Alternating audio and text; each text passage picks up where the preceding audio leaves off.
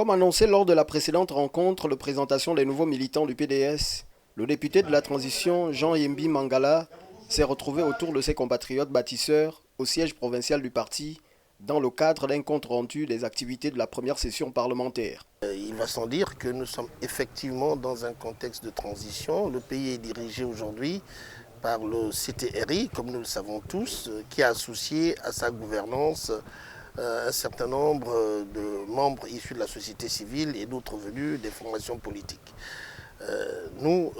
au niveau du PDS, nous avons la grâce d'avoir obtenu au moins un député à l'Assemblée nationale, un délégué spécial du côté de Lambaréné, un délégué spécial du côté de Port-Gentil. D'aucuns diront que la moisson n'était pas très grande, mais quand on sait que il y a 104 partis politiques aujourd'hui légalement reconnus, sans compter tous ceux qui attendent, sans compter toutes les associations qui auraient souhaité être représentées dans toutes les institutions,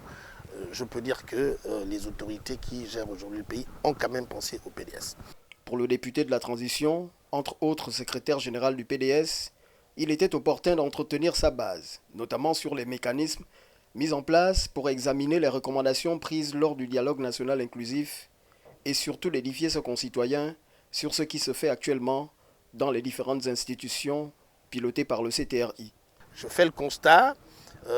qu'il y a beaucoup de choses qui ne sont pas dites de façon correcte. Il y en a d'autres qui sont un petit peu exagérées, qui ne correspondent pas du tout à la réalité. Mais ça, dans un pays qui se veut démocratique, où on respecte la liberté de la presse, où il y a aujourd'hui une certaine communication qui est entretenue par les réseaux sociaux, on ne peut pas s'empêcher de vivre ces choses-là. Maintenant, il appartient à chacun d'entre nous d'avoir la tête froide,